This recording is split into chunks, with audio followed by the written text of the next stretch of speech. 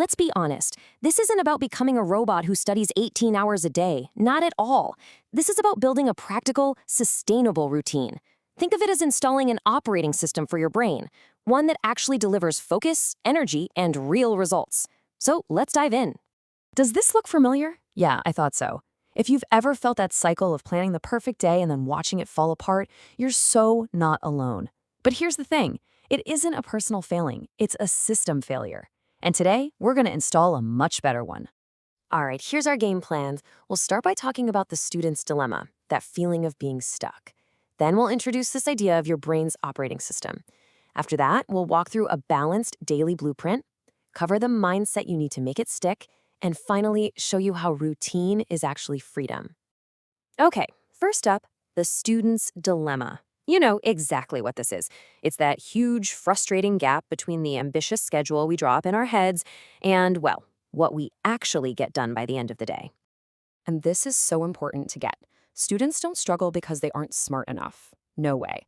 They struggle because they're caught between two extremes.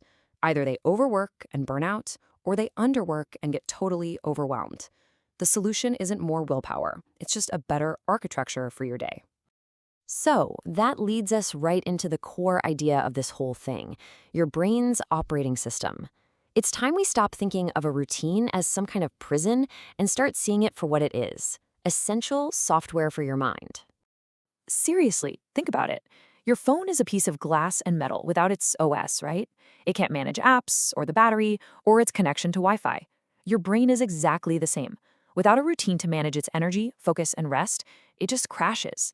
A solid routine is a program that keeps everything running smoothly in the background. And this just nails the core problem of waiting until you feel like it. Motivation? It's an emotion. It's completely unreliable. Discipline, on the other hand, is a system, and that system shows up every single day, especially on the days motivation decides to call in sick. This really shows you the difference, side by side. Motivation is like a candle. It can burn really bright for a moment, but then it flickers and it's gone. A routine? That's the track. It doesn't care about your feelings. It just provides a clear path forward, day in and day out. Okay, time to get practical. We've talked about the why, so now let's actually build the how. Here is a simple step-by-step guide to structuring your day for optimal performance, without the burnout. We're going to break the day down into 4 strategic blocks. Each one has a very specific purpose that's designed to work with your brain's natural energy cycles. Morning is for deep, focused work. The afternoon is for active practice. The evening is for winding down and recovery. And night is all about resetting and locking in what you learned. You know, how you start your day really does set the tone for everything else. This isn't about punishing yourself with an early alarm. It's about capturing that precious, quiet time. So before you even think about your phone, hydrate. Get some sunlight to tell your brain it's officially daytime, and just move for 5 minutes. It's like turning on the Wi-Fi for your brain. Then, of course, give your brain the fuel it needs. This right here, this is a huge mindset shift. That groggy feeling in the morning that we immediately label as laziness is almost always just a biological signal.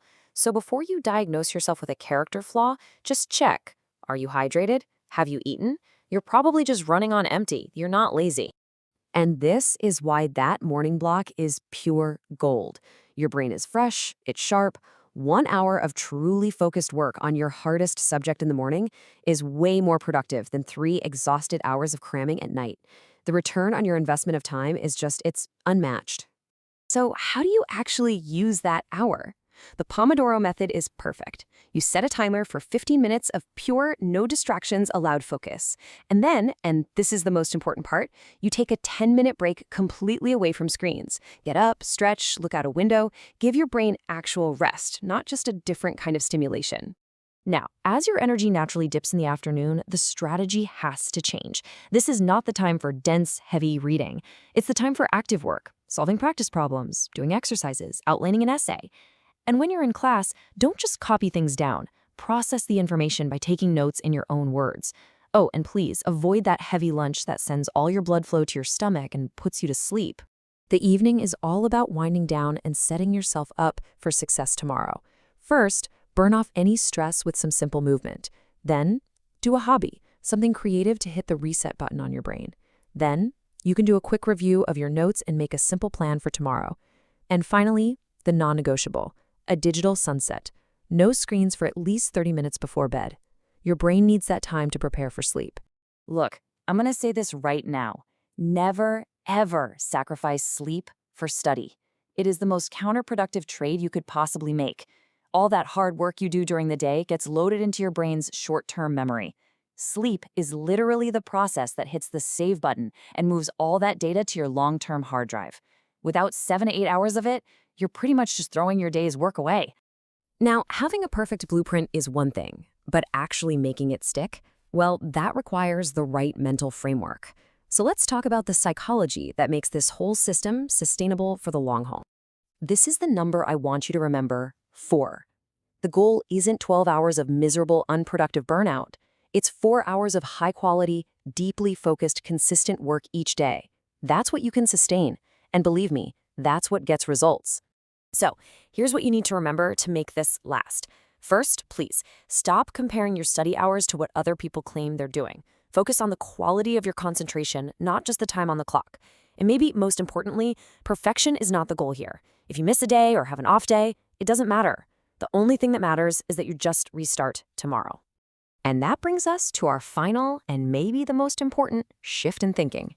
It's about redefining what a routine really is.